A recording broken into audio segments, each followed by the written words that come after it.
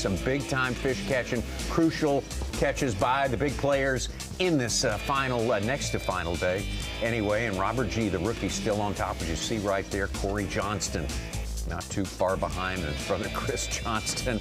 That's some that's a murderer's row right there. There's a whole lot of problems, and it was a spicy, zesty morning like we thought it was going to be from weather to drama. Everything that went out on the St. Lawrence River and whatnot, on and off the water. Bassmaster Live. Yeah, you talking about the Bassmaster Midday Report? Why not? Well, let's just go ahead and sling right into that. All right, take and see what we can do. Bassmaster Midday Report. Patrick Walters.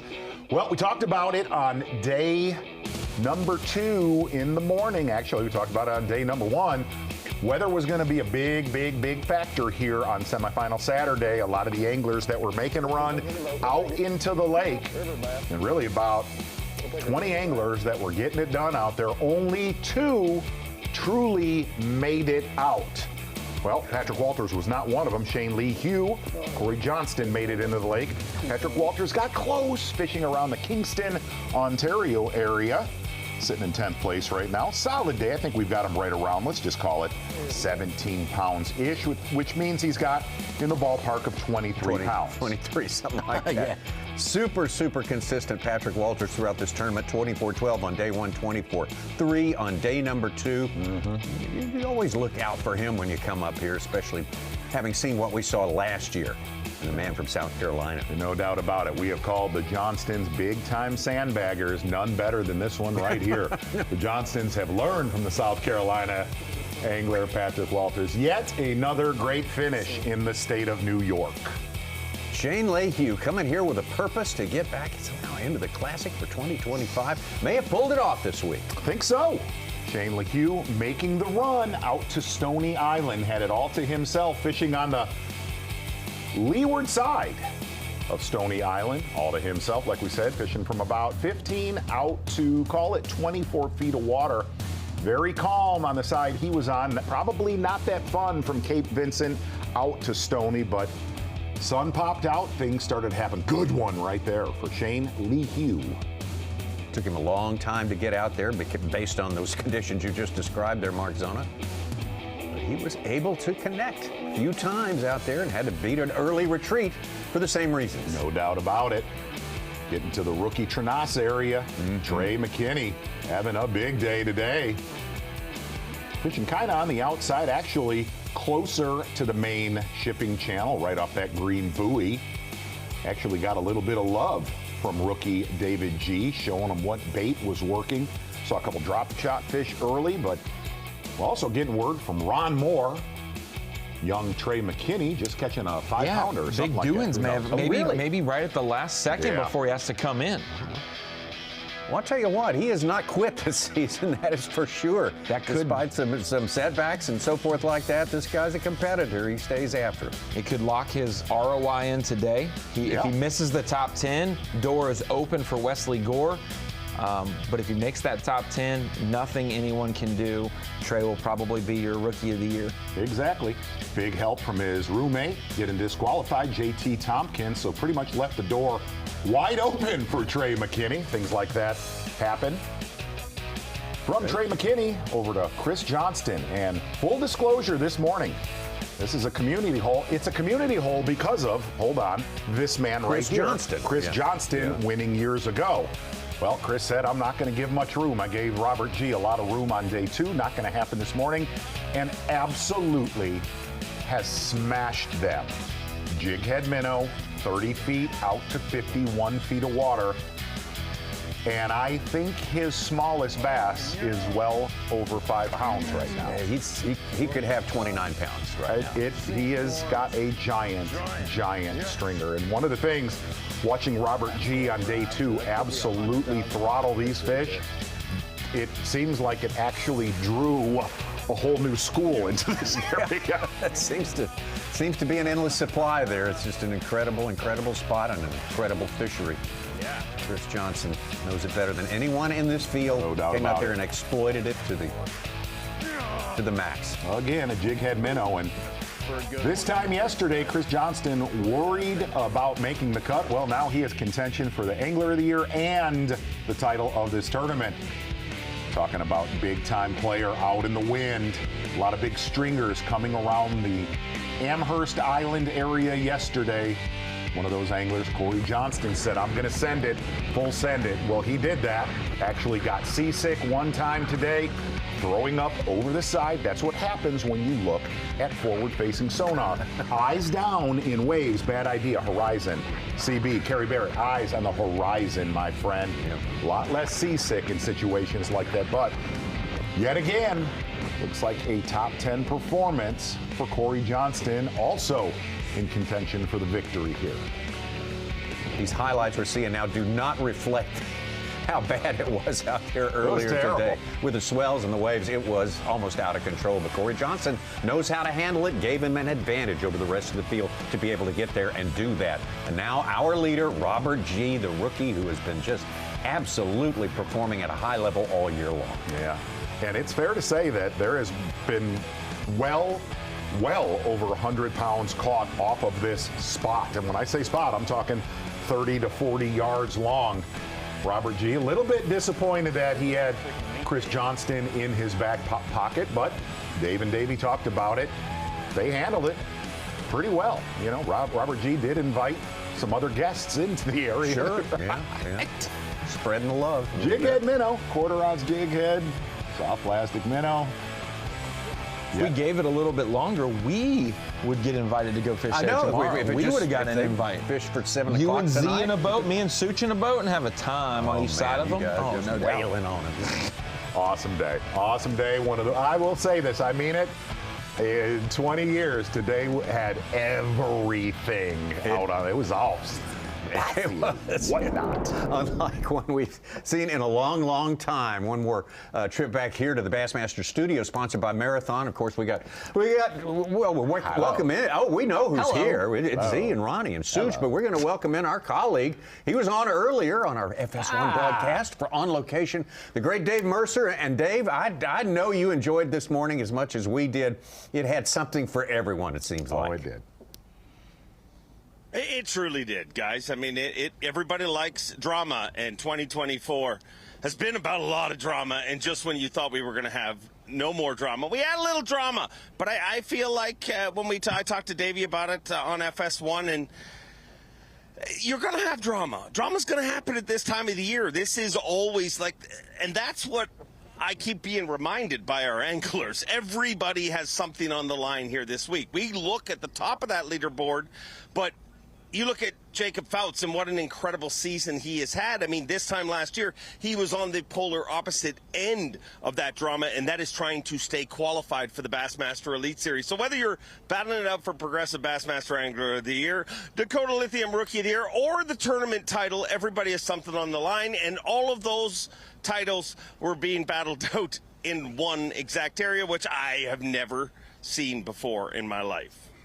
Dave, one of the things that we talked about, we actually talked about it on FS1 here about an hour and a half ago, and I listened to you and Davey.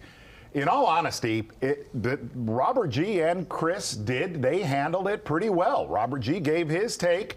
Chris Johnston gave his take. With that being said, I was talking to Tommy about this. I was actually talking to Middleton, producer of the Bassmaster Live show.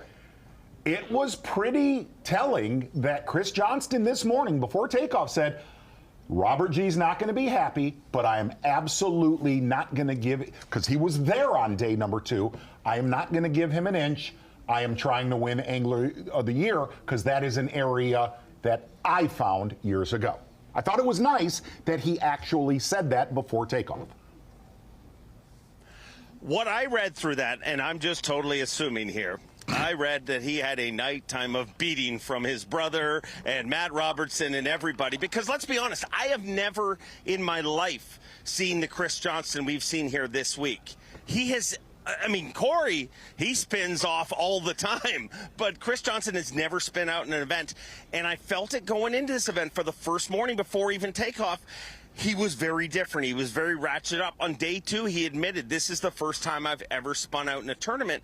And we saw that the first 2 days of competition. And I think that, I mean, I don't have any facts to back any of this up, but I just, knowing those guys the way I do, that he was probably told, what are you doing? You have Angler of the Year in front of you, and you're being a nice guy. And so I think, you know, a lot of prodding and poking, I mean, will make a bear growl, and that's what we saw this morning. Well, real quick, let's shift the focus for a minute, Dave, for another thing that's very, very important. The fact that we have returned to Waddington, New York this week. Waddington famous for being one of the top 2 venues for Bassmaster Elite Series events down through the years. Kind of trades back and forth between Waddington and Orange, Texas. Tell us about the people. Who shows up and where do they come from? Where do they come? They come from Canada, right? They come from New York. It just looks like such a rural country place. Man, we get the crowds here. Dave isn't giving that to Orange, Texas, man. He's from Canada. I love the fine people of Orange, Texas. And a little known fact, when Waddington, before they had ever hosted an event, a lot of times a host will go to a previous event in another city to see how they do things. The fine folks from Waddington actually went to Orange. So these 2 events have kind of fed off each other, and they push each other. But people come from all over. I mean, I'm going to tell you right now, if we had an aerial cam at the border, there is a bunch of Canadians. There was a lot of Canadians here yesterday. People from all over New York, obviously. I just talked to some fine folks that drove 8 hours to see Fouts pull this off. So there's people coming from all over, but this is a tremendous event. I mean, we were worried about the weather, but, well, I'm not going to say it, but I'm just going to say it's going to be a wonderful weigh-in this afternoon. Another thing that happened here today, guys, Bassmaster. You guys have heard about it all year long. Here we had, go. and I am proud to say this, we had our biggest Bassmaster clinic of the entire season here in beautiful Waddington, New York, and over 100 ladies participated in that. So kudos to them and kudos to that whole program. An incredible program, and it's just cool to see what it's doing. It's making people. I mean, it's about time. I mean, there's so many amazing lady anglers out there, and I love the Bassmaster campaign. Yeah, I'd like to get my hands on some of that merch. Speaking of which, sweet tournament director merch. Lisa Talmadge just walked past. She's got nothing on her mind today. Just actually, and Dave, if we can, I know what goes on backstage and kind of on a semifinal Saturday. Is the topic, has it been brought up that we had the leader in Rookie of the Year disqualified? Has that been brought up at all around that takeoff in Waddington? Hadn't heard that. See, wow, that's a new I figured so. Not aware. No, people were talking about that. I mean, there's lots to talk about in this event, but obviously that a big, shocking move and a big change in that. There's been a lot of chats this season. I'll be honest. There's a lot of chatting going on in morning takeoffs and stuff like that. I mean, earlier this week, I'm not even going to get into that, but it's been fun. Let's just say it's been sporty. It's been a sporty day for sure. Great job by you and Davey on location there, Dave, and all year long. And you're going to do some more for us tomorrow. We can't wait for that. Big day tomorrow. Big weigh-in coming up here today. Lots of things to be resolved. Yes. We don't know where they're going to be resolved today, tomorrow. Dave was tap dancing right there, Tommy. He was tap dancing. I don't know about that. Great Dave Mercer stuff for you right there. He'll be presiding over the weigh-in at 3 o'clock right here on Bassmaster.com. Mercer does a great job with Rookie of the Year and Angler of the Year presentations and things like that. It would be great to get those out of the way today so that tomorrow it's all about the win at the end of the year. Be able to crown that in front of the biggest crowd possibly this season. I think the competition for the win is going to be plenty enough to keep us occupied throughout the day. So, yeah, either way it happens, I'm good with it. Man, look, you're looking at somebody fighting to get in the Bassmaster Classic on every possible bite right now. Caleb Summerall live.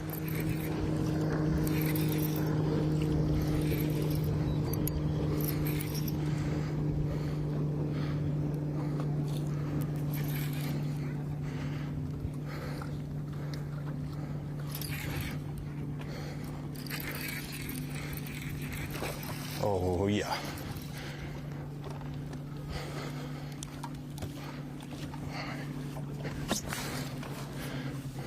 Curley sitting in 22nd place. We get a Good upgrade here. We're certainly smarten up his chances. That's number making the 5. classics. What? That's number 5, and he needs a 5+ to get near the top 10. Okay. Maybe not enough. Grinding, son. Grinding. Stressing and grinding. Caleb grinding. Thing was just stuck on the bottom. I was like, it ain't just went.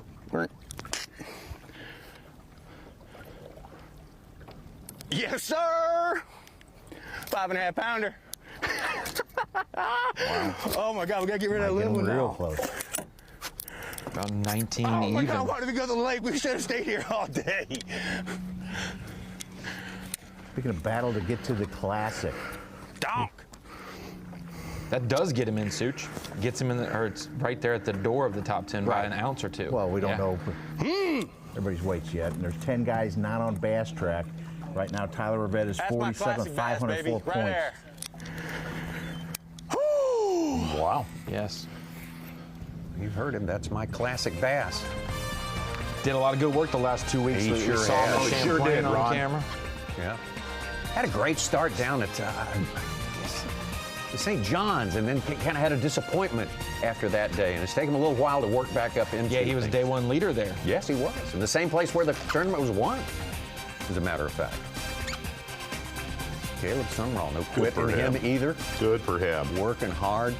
Last fish. He'd In the love to river. He'd love to fish a classic not far from his home state. Yeah. Well, let's take a look at We're the going rest to of decide this today, aren't we, Tom?